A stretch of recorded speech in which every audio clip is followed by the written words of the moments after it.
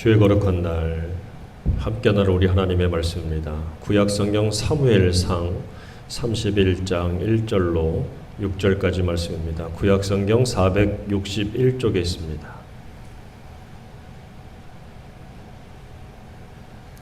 저와 함께 말씀을 한 목소리로 같이 봉독합니다. 시작. 블레셋 사람들이 이스라엘을 치매 이스라엘 사람들이 블레셋 사람들 앞에서 도망하여 길보아 산에서 엎드려져 죽으니라. 블레셋 사람들이 사울과 그의 아들들을 추격하여 사울의 아들 요나단과 아비나답과 말기수아를 죽이니라. 사울이 패전함에 활 쏘는 자가 따라잡으니 사울이 그 활 쏘는 자에게 중상을 입은지라. 그가 무기를 든 자에게 이르되 내 칼을 빼어 그곳으로 나를 찌르라. 할례받지 않은 자들이 와서 나를 찌르고 모욕할까 두려워하노라 하나 무기를 든 자가 심히 두려워하여 감히 행하지 아니하는지라. 이에 사울이 자기의 칼을 뽑아서 그 위에 엎드려지매 무기를 든 자가 사울이 죽음을 보고 자기도 자기 칼 위에 엎드려져 그와 함께 죽으니라. 사울과 그의 세 아들과 무기를 든 자와 그의 모든 사람이 다 그날에 함께 죽었더라. 아멘. 한 번 더 기도합니다. 주님 감사합니다. 말씀 앞에 서게 하십니다.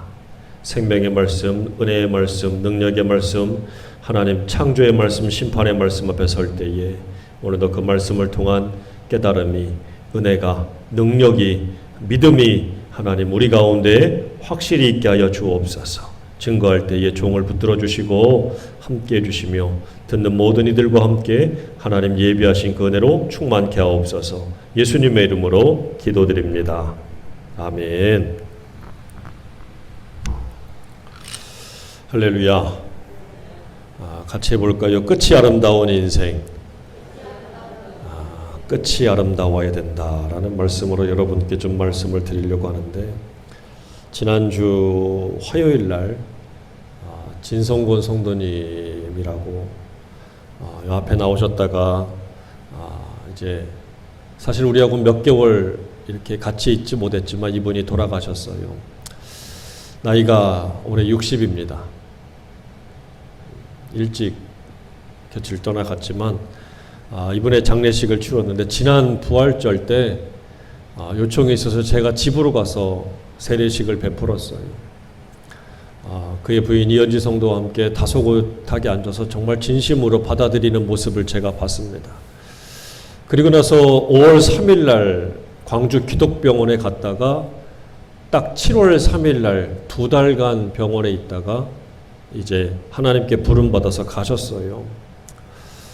광주에 있을 때 제가 한번 찾아가서 신방을 했는데 안타깝게 면회가 되지 않아서 만나지를 못했고 이현지 성도만 만나고 이렇게 돌아왔습니다. 근데 오늘 오시려고 했는데 아직 거기 마무리가 안 돼서 오시질 못했어요. 그래서 아마 다 이번 주 오늘 지나서 나올 텐데, 제가 그분 장례식을 치르고 나서 이런 생각이 들었어요. 참 이분 나이는 일찍 가서 안타깝지만 참 복되다. 복된 죽음이다. 우리 말씀대로 주 안에서 죽었기 때문에도 복된데, 제가 복되다라고 느꼈던 이유는 다른 게 아니에요. 죽음을 준비했더라고요. 2달 동안 병원에서 자기 부인과 함께 있으면서 정말 많은 이야기들을 나눴답니다. 마지막 가는 길을 많은 이야기들을 남겼대요, 서로. 그래서 웃는 얘기도 하고 우는 얘기도 하고 좋은 얘기도 하고 슬픈 얘기도 하고 기쁜 얘기도 하고 섭섭한 얘기도 하고 짜증나고 신경질내하는 얘기도 하면서 그 2달 동안 보내고 났는데, 보통 이게 굉장히 돌아가실 때 아파요. 고통이 심한데 고통도 잘 못 느끼고 아주 평안하게 잠자듯이 온몸에 이미 다 전신에 암이 퍼진 상태인데 잠자듯이 그렇게 돌아가셨다는 얘기를 들었어요. 그래서 제가 참 감사하더라고요. 그래서 참 우리가 그런 말을 여한이 없다고 그러잖아요. 마음에 한이 없다고 그러잖아요. 이분의 마음속에 전혀 그런 것 없이 기쁨으로 주님을 영접하고 병원에 있는 그 원목 목사님이 오셔서 마지막 임종 예배를 드려주고 이래서 편안하게 갔다는 얘기를 제가 들었어요. 요한계시록 14장 13절 말씀입니다. 또 내가 들으니 하늘에서 음성이 나서 이르되 기록하라. 지금 이후로 주 안에서 죽는 자들은 복이 있다. 우리 아까 잠시 전에 나눈 교동문 시편 50편에도 역시 주 안에서 죽는 자들이 평안하고 복이 있다는 말씀을 하는 것처럼 같은 말입니다. 주 안에서 죽는 자들이 뭐가 있어요? 복이 있어요.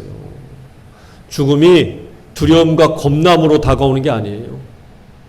죽음이 오나 담대하게 맞서고 그걸 뛰어넘어 주님을 바라보고 영접하면서 오히려 평안함 가운데 죽음을 맞이할 수 있는 그 성도의 죽음은 정말 복되다 할 줄로 믿습니다. 정말 이렇게 바라봐요. 그러면서 제가 장례를 다 치르면서 마지막에 이런 얘기를 해요. 다음 차례는 놉니다. 제가 장례 치르고 상상하는 마지막에 멘트가 이거예요. 다음 차례는 당신들이요. 다음 차례는 누구라고요? 나요, 나. 다음 차례는 나요. 그래서 세상에 속된 말로 그래요. 까불지 말고 살라고. 뭐 앞에서? 인생 앞에서, 죽음 앞에서. 막 살지 말라고. 다음 차례는 나예요. 다음 차례는 나예요. 죽음 앞에서 겸손해야 돼요. 그러면서 우리는 인생의 마지막 마무리를 통해서 항상 깨달아야 될 것이 바로 뭐냐면 주님 만날 준비를 하고 사는 거예요. 그러면서 이 성도의 죽음을 바라보면서 제가 느꼈던 것은 이분은 주님 만날 준비를 다 했기에 죽음을 두려워하지 않고 겁내지 않고 잠자듯이 평안하게 갈 수 있었구나라는 거지요. 여러분, 주님 만날 준비하시길 바랍니다. 주일 아침에 깨달아야 될 것은 무슨 복을 받을까, 무슨 은혜를 받을까도 중요하지만 그보다 더 중요한 건 항상 주님 만날 준비를 하고 있는 거예요. 오늘 주님 만나도 당황하지 마시고 놀라지 말고 기쁨으로 맞이할 수 있는 준비된 자들이 되시기를 주의 이름으로 축원합니다. 근데 오늘 본문에 보면 이렇게 준비가 되고 아름다워야 될 인생의 마무리 끝부분에서 정말 초라한 사람, 비참한 사람, 형편없는 믿음을 보여주는 사람을 소개하고 있어요. 그 사람이 누굽니까? 바로 우리가 읽었던 본문에 나오는 사울 왕이에요. 사실 이 사울의 처음의 모습은 이렇게 초라하지 않았어요. 참 겸손하고 키도 훤칠하고 잘생겼어요. 멋있어요.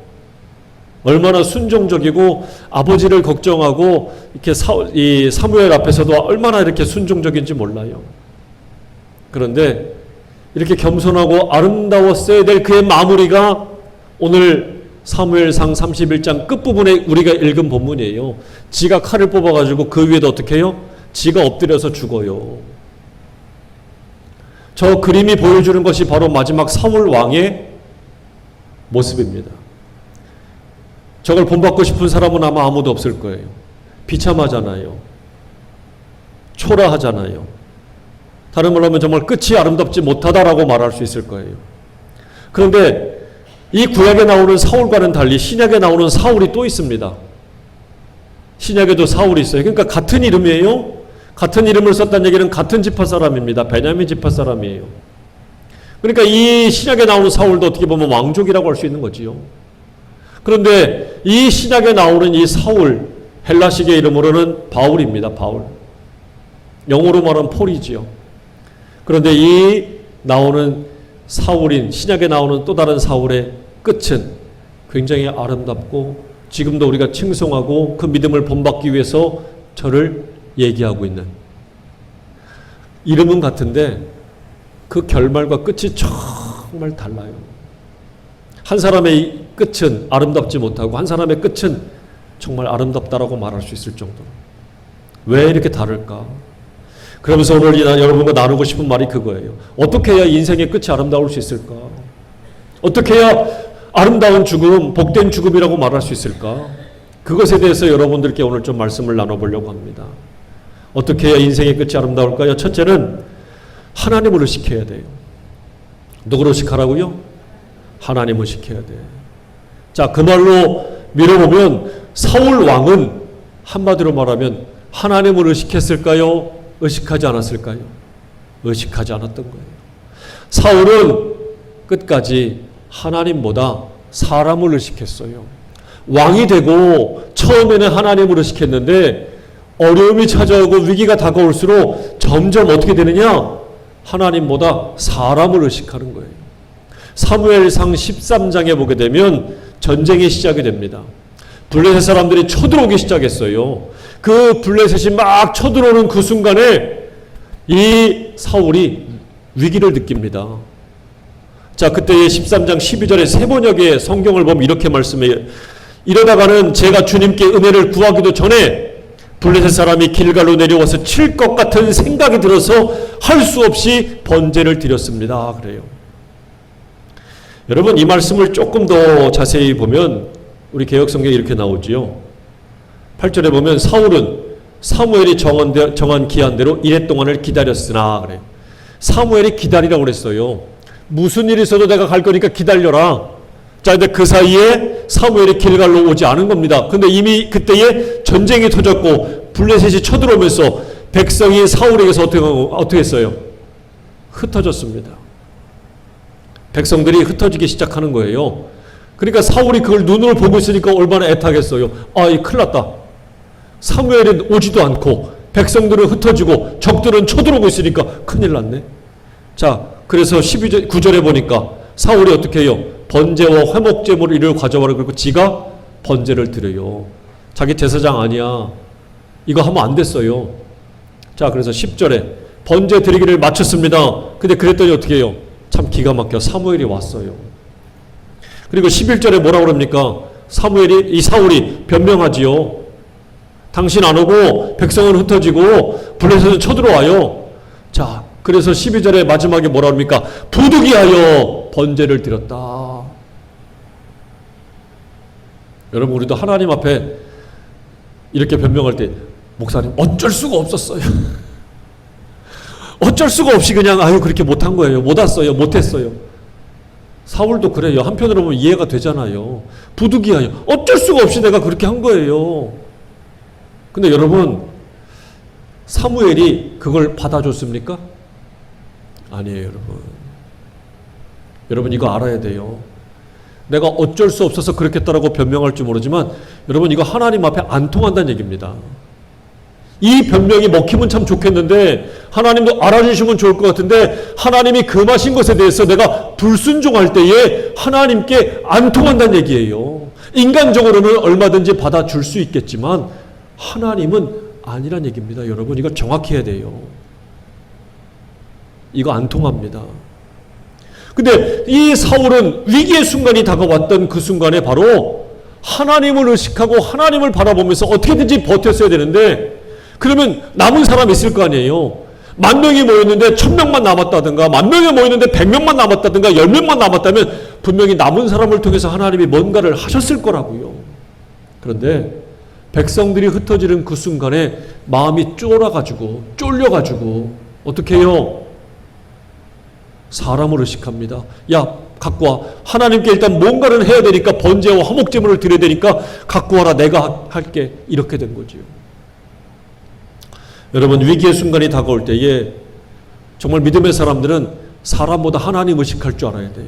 그게 끝이 아름다운 인생의 모습입니다.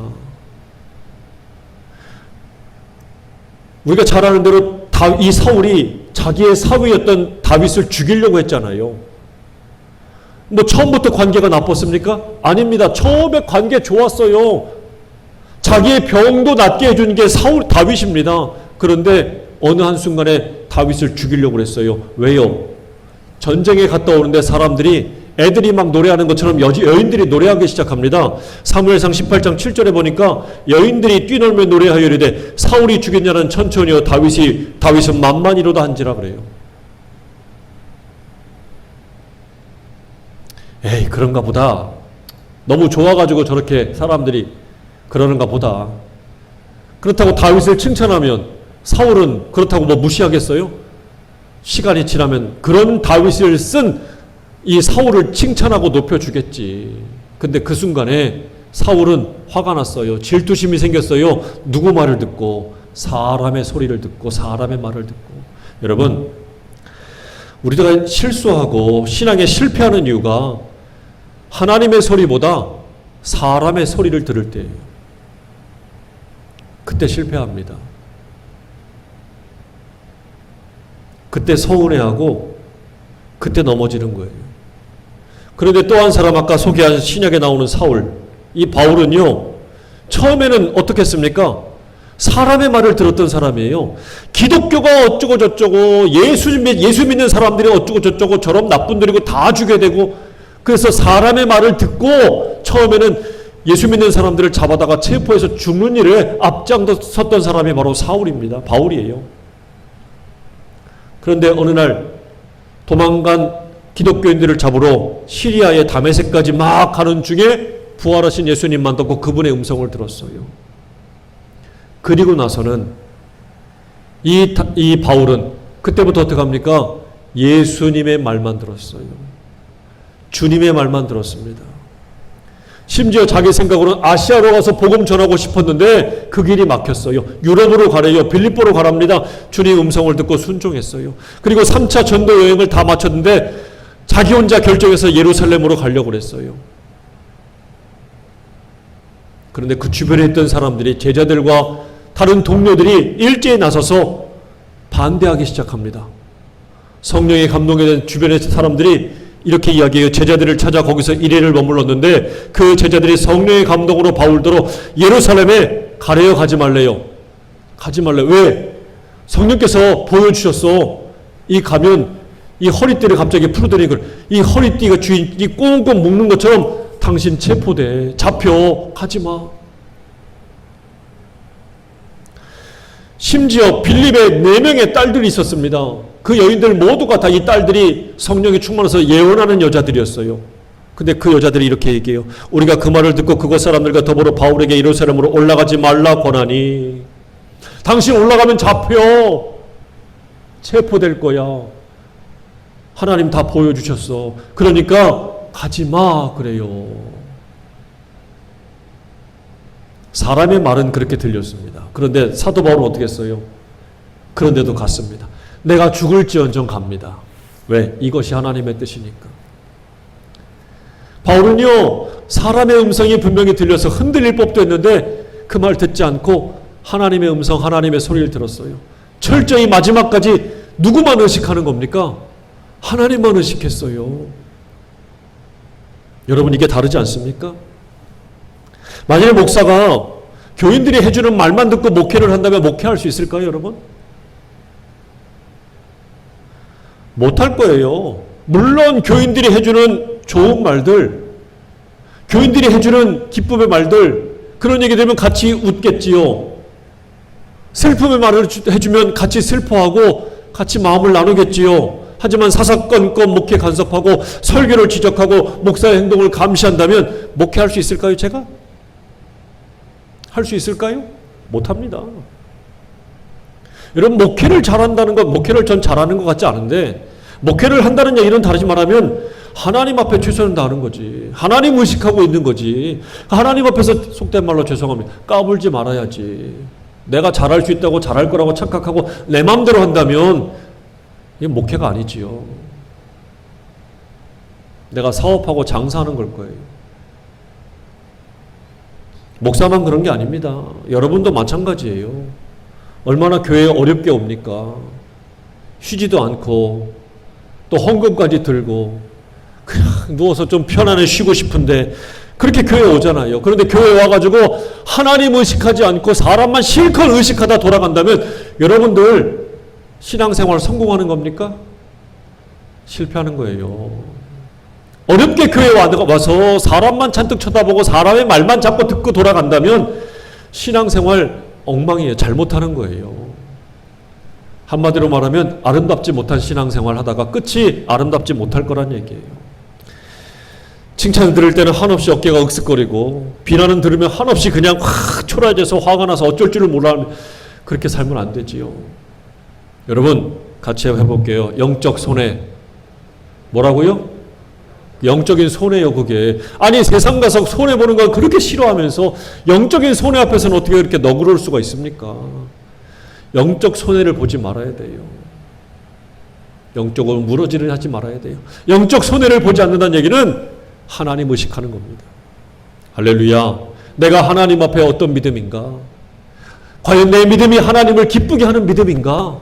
나는 지금 내가 하는 행동이 하나님 앞에 옳은 행동인가? 하나님을 의식하고 사는 거, 그것이 바로 영적 손해를 보지 않고 영적인 이득과 풍성함을 누리는 거예요. 은혜를 받는 비결입니다. 여러분, 사울 왕이 실패한 이유가 뭐겠습니까? 한마디로 말하면 마지막에 하나님의 소리, 하나님의 음성 안 듣고 사람의 소리만 듣고 하나님 의식하지 않고 사람만 의식했기 때문이에요. 오늘 말씀 우리가 읽은 4절 말씀을 보세요. 야, 칼을 뽑아놓고 이걸로 나 찔러. 할례 받지 않은 사람들이 나를 끝까지 모독할까봐, 모욕할까봐 내가 참 못 견디겠다. 너 이거 찔러 나를 죽이란 얘기예요. 같이 있는 부하에게 자기 찔러 죽이래요. 그러니까 그게 안 되니까 어떻게 해요? 지가 지칼을 뽑아가지고 거기 엎드려서 죽었어요. 아니, 마지막 순간이면 우리가 아까 그 교동문 읽었잖아요. 하나님 내 영혼을 받아주세요라고 해야지. 나를 긍휼히 여겨주세요라고 했어야지. 마지막에 죽어가는 그 순간에도 지금 무슨 생각하는 거예요? 사람만 의식하는 거예요, 지금. 내가 모욕당할까봐, 수치를 당할까봐, 저것들이 나를 죽이면 그걸 마지막 순간인데 지금 뭔 생각을 하는지.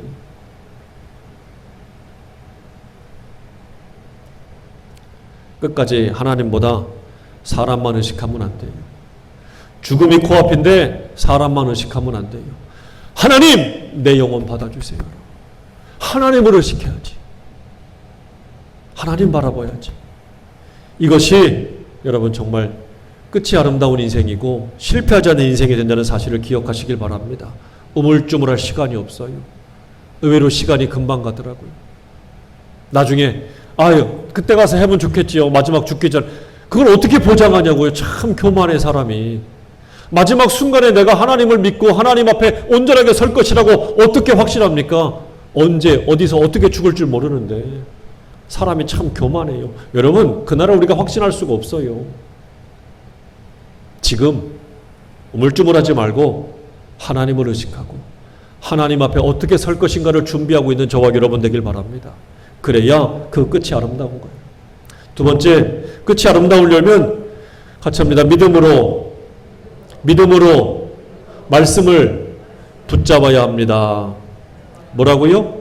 믿음으로 말씀을 붙잡아야지. 여러분 생각해봐요. 비참한 사울의 죽음에 대해서 아니 주변에 말씀이 없었나? 선지자들이 없었나? 아니잖아요. 선지자들도 있어. 제사장들도 있어. 제단도 있어. 얼마나 좋은 것들이 많겠어요. 말씀이 없는 게 아니라 분명히 말씀이 있었습니다. 모든 것들이 다 갖추고 있었어요. 곁에 있었습니다. 얼마든지 왕이니까 부르면 올 수 있어요. 그런데 실패했습니다. 왜? 그걸 붙잡지 않았어요. 믿음으로 붙잡지 않았어요. 사울 왕임에도 실패할 수 있었던 그것은 얼마든지 곁에 있었지만 부르지 않았기 때문이에요. 또 한 사람 들어볼까요? 예수님의 12 제자 가운데 하나였던 가룟유다 아닙니까? 아니 심지어 말씀이 육신이 되어서 이 땅에 오신 분이 예수님이에요. 성육신했다고 했던 분이 예수님입니다. 그런데 그 예수님이 자기 곁에 있었어요. 자기와 함께 먹고 마셨어요. 그분에게 직접 들었어요. 3년 동안 동고동락했습니다. 그런데 가룟유다는 마지막 순간이 됐을 때 믿음으로 예수님의 말씀을 붙잡지 않았어요. 여전히 지 생각을 가지고 있었습니다. 예수님을 제사장들에게 넘겨주면 사람들이 밀란을 일으킬 거야. 그러면 저 탐관 우리들을 물질을 끄고 로마 군인들과 싸워서 이기겠지. 그러면 우리가 승리할 거야. 이런 생각에 사로잡혀서 자기 스승을 노예 몸값인 은 30냥에 팔아먹었어요. 그러다가 이게 양심의 가책을 받고 죄책감에 시달리다가 결국 그 돈을 다시 돌려줬어요. 그걸 받아요? 안 받지요. 그 돈 가지고 밭을 하나 샀네. 그 밭의 이름을 아겔다마라고 했습니다. 피밭이라고. 거기에 가서 가룟유다는 목을 매달아서 자살했습니다. 그걸 끄집어내리는데 배가 터져 죽었지요. 피가 고여있는 그것을 가리켜서 피밭이라고 불렀습니다. 얼마나 비참해요. 곁에 예수님이 있는데 예수님의 음성을 듣지도 못하고 믿음으로 그 말씀을 붙잡지도 못하고 결국 비참한 인생을 맞이하게 되었어요. 그런데 아까 소개한 사도 바울은 어떻습니까? 다메섹에서 예수님 만나고 나서 끝까지 그 예수님의 말씀만을 듣고 붙잡았어요. 믿음으로 붙잡았어요. 얼마나 그 주변에서 그를 죽이려고 시기하고 질투하는 사람들이 많았는지 몰라요. 그런데도 끝까지 말씀을 붙잡다가 그가 마지막 디모데후서 4장 6절에서 이렇게 고백하잖아요. 내가 죽을 때가 됐다. 전제는 뭡니까? 제사의 마지막 단계에 붙는 술을 말하는 거예요. 마지막 단계에 붙는 전제와 같이 내가 벌써 부어지고 이제 내가 끝자락에 왔구나, 죽을 때가 되었구나, 그 말이에요. 나의 떠날 시각이 가까웠도다. 나는 선한 싸움을 싸우고 나의 달려갈 길을 마치고 믿음을 지켰으니 이제 후로는 나를 위하여 의의 면류관이 예비되었으므로 주곧 의로우신 재판장이 그날에 내게 주실 것이며 내게만 아니라 주의 나타나심을 사모하는 모든 자에게 도지라. 끝까지 믿음으로 말씀을 붙잡고 있는 모습을 보여주고 있어요. 여러분은 믿음으로 말씀합니까? 여러분 분명히 하나님 믿는 사람이에요. 근데 말할 때 들어보면 믿음의 말을 하는 사람도 있지만 불신의 말을 하는 사람도 있어요. 그게 되겠어요? 그거 안 될 거예요. 믿음의 말이 들려오면 거기에 대해서 믿음으로 반응하는 게 아니라 그게 되겠냐고. 물론 이성적으로 경험적으로 안 돼서 안 된다고 말할 수 있을 텐데 믿음의 말을 들어야 되고 믿음의 말을 해야 되는 그 순간에도 불신의 말을 할 때가 있다니까요. 안 돼요. 나 같은 사람이 뭘 하겠어요? 이 문제는 도저히 해결이 안 될 거예요. 안 될 거예요. 그렇게 믿는데 그렇게 되겠지요. 믿음대로 되는 거예요, 여러분. 여러분, 주님이 모두가 안 된다고 하는 병에 걸린 사람들을 봤을 때 그 사람들을 고치는 치유의 역사, 기적의 역사가 일어나요. 근데 그때마다 공통적으로 했던 말씀이 뭡니까? 내 믿음이 너를 구원하였다. 내 믿음이 너를 낫게 하였다는 말씀 아닙니까? 그렇지요. 야, 이 질병에 걸린 사람이 이렇게 많고 이 문제에 있는 사람이 이렇게 많은데 그 문제를 해결받고 이 문제에서 해결되고 구원받고 고침받은 사람은 너야. 왜? 네가 믿었으니까. 그 말 아니에요? 여러분, 왜 이렇게 주님께서 역사하시는데도 믿음의 역사, 은혜의 역사, 기적의 역사가 안 나타나는 줄 아십니까? 히브리서 4장 2절 말씀이에요. 큰 소리로 한번 읽어보시기 바랍니다. 같이 읽어보겠습니다. 시작. 그들과 같이 우리도 복음 전함을 받은 자이나 들은 바 그 말씀이 그들에게 유익하지 못한 이유가 뭐라고요? 듣는 자가 믿음과 뭘 못했어요? 믿음 없는 거예요. 믿음으로 받아들이지 않았기 때문에, 믿음과 결부되지 않았기 때문에 말씀이 오고 은혜가 오고 기적이 오고 능력이 와도 아무런 역사가 나타나지 않는다는 거예요. 같이 하겠습니다. 하나님 말씀에 믿음으로 반응하라. 하나님 말씀에 믿음으로 반응해야 돼요. 하나님 말씀을 들어도 그냥 그 말씀을 흘려보내면 되겠어? 믿지 못하고 불신으로 받아들이면 어떤 역사가 나타나겠습니까? 어떤 치유가 나타나겠습니까? 어떤 해결이 나타나겠습니까? 사울은 그 옆에 수많은 믿음의 사람들, 선지자들, 예언자들 말씀이 있었지만 그 말씀을 믿음으로 붙잡지 않았어요. 그냥 지 생각만 붙잡고 지 경험만 붙잡고 마지막까지 하나님을 의식하지 않고 자기만 의식하고 있을 때에 결국 하나님의 도움을 받지도 못하고 비참한 인생, 끝이 아름답지 못한 인생을 맞이하고 말았다는 거지요. 사람이 망하는 이유는 말씀이 없어서 망하는 게 아닙니다. 결국 믿음으로 말씀을 붙잡지 못하기 때문에 망하는 거예요. 믿음으로 말씀을 붙잡지 못하면 그걸로 끝나는 게 아닙니다.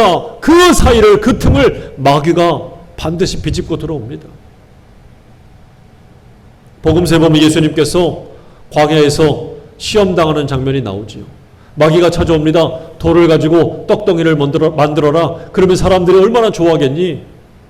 높은 곳에서 뛰어내리게 합니다. 하나님 받아줄 거야.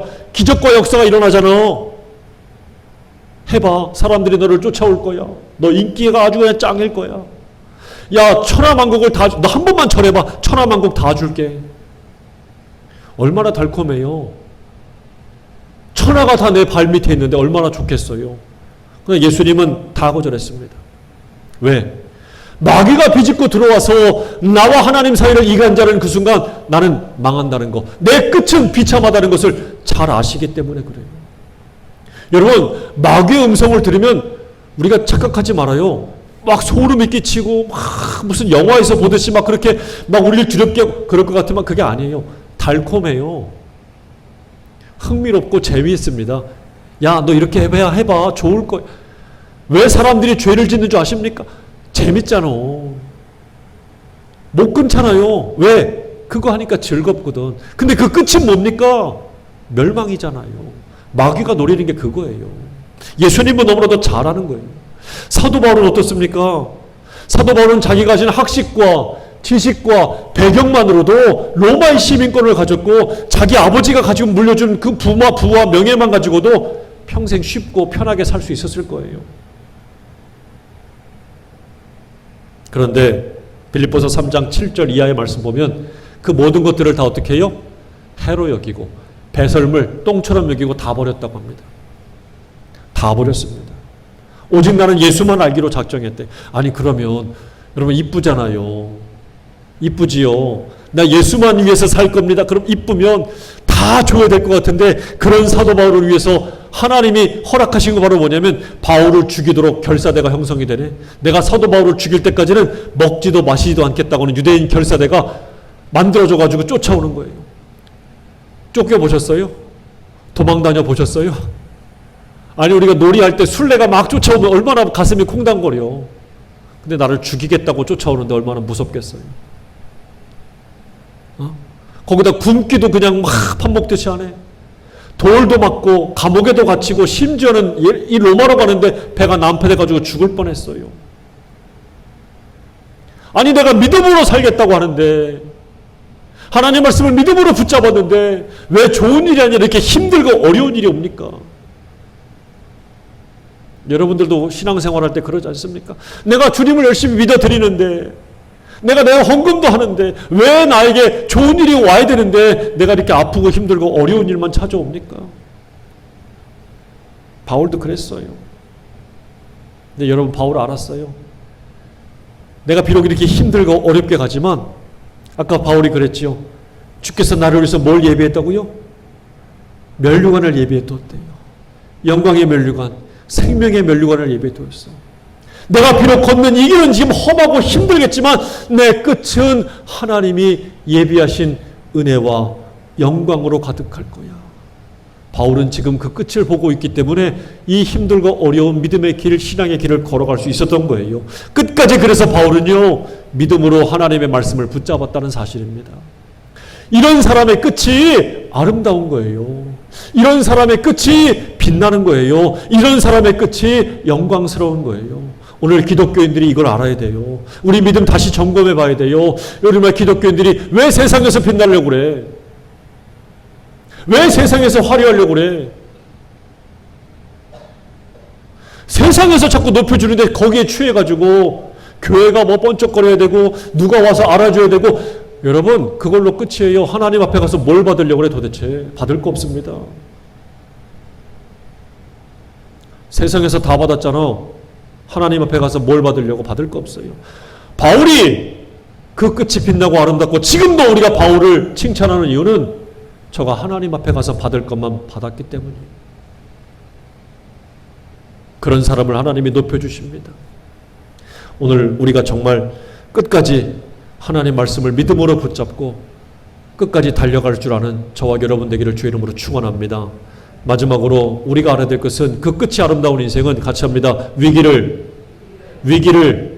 기도의 기회로 삼아야 합니다. 1절 말씀을 보면 이렇게 나와요. 블레셋 사람들이 이스라엘을 침해 전쟁이 벌어졌어요. 위기가 생겼지요. 위기가 왔습니다. 이 위기의 순간에 사울은 어떻게 했습니까? 여기 1절부터 4절까지 보면 사울이 죽을 때까지 기도했다는 말 나와요, 안 나와요? 없어요.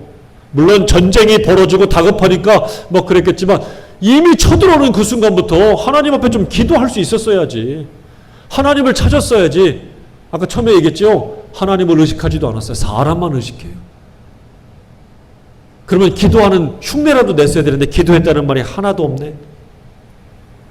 위기의 순간이 왔는데 하나님을 찾는 얘기가 하나도 없어요. 이런 사람의 끝은 비참한 거예요. 근데 여러분, 요 31장이고 그 바로 앞에 30장에 누가 나오냐면 찾아봐요. 바로 앞장에 보게 되면 다윗의 이야기가 나와. 다윗도 똑같은 위기를 당해요. 그 30장 1절에 보게 되면 이런 말씀 나옵니다.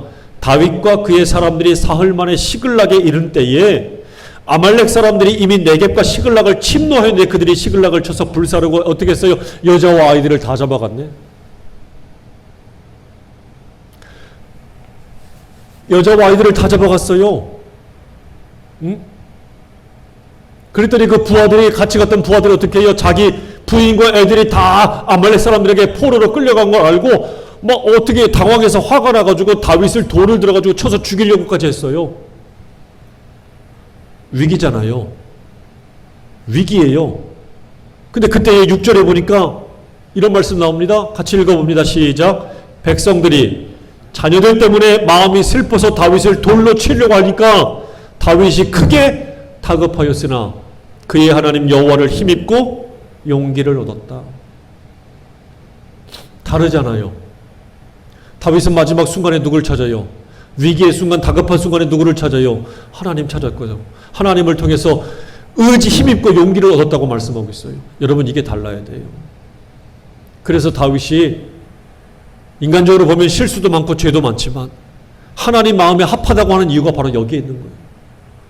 위급한 순간에, 다급한 순간에 사람만 찾고 발 동동 굴려 어떻게 하지 말고, 여러분 1분이라도 좋아 하나님 앞에 엎드려서 하나님 찾으세요. 하나님 도와주세요. 어떻게 해야 됩니까? 이게 달라야 돼요. 이게 달라야 돼요. 위기의 순간이 올 때에 우리도 다윗처럼 하나님을 찾아야 됩니다. 밤하늘이 어두울수록 밤하늘의 별빛 달빛은 더 환하게 보이는 법입니다. 능력의 믿음은 다른 거예요. 믿음이라고 다 똑같은 믿음이 아니더라고. 그냥 무능한 믿음도 있고 실패하는 믿음도 있고 흉내만 내는 믿음도 있는데, 여러분 진짜 믿음은 캄캄해지고 위기가 다가올 때에 더 분명하게 빛나는 법입니다. 여러분 그럴싸한 믿음 되지 말고 진실한 믿음, 진짜 믿음을 가지시기 바랍니다.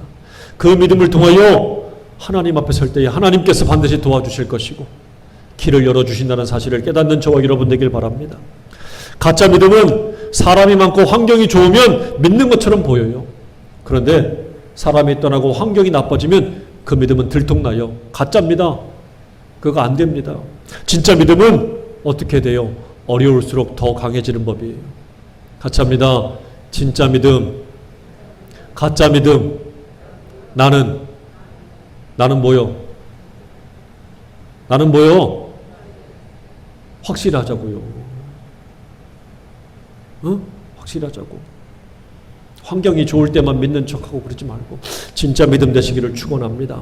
사도행전 16장 23절 24절에 그가 이러한 영을 받아 저희를 깊은 옥에 가두고 그 발을 착고에 든든히 채웠더니 밤중쯤 되어 바울과 실라가 기도하고 하나님을 찬미하며 죄수들이 듣더라. 누구 얘기입니까? 바울과 실라 얘기예요. 빌립보에 갔다가 말씀 전하다가 복음 전하다가 잡혀가지고 감옥 가서 몇 시간 먹고 갇혔어요. 근데 이 순간에 바울과 실라가 뭐 했다고요? 기도하고 찬양했어요. 하나님도 들었고 천사도 들었고 죄수도 들었어. 그때 감옥이 터지는 기적이 일어났던 거예요. 여러분 위기의 순간이 올 때 기도해야 내게 닫혔던 문들이 열리는 축복이 있는 줄로 믿으시길 바랍니다. 이래야 돼요. 여러분 이 위기 때에 기독교는 바로 뭡니까? 위기를 넘어서서 기회를 만드는 게 기독교예요. 위기가 오지만 그 끝은 더 풍성하고 넘치는 게 기독교예요. 요한복음 2장에 가나 혼인집에 예수님이 갔을 때에 잘 되던 혼인집에 포도주가 떨어지는 위기가 찾아왔잖아요. 모두가 다 몰랐지만 마리아와 그 집 하인들이 알았어요. 그 예수님의 말씀대로 그대로 순종했더니 어떻게 되었습니까? 항아리까지 가득 채워진 그 물을 그냥 떠다 갖다 줬는데 그 순간에 물이 포도주로 바뀌었어요.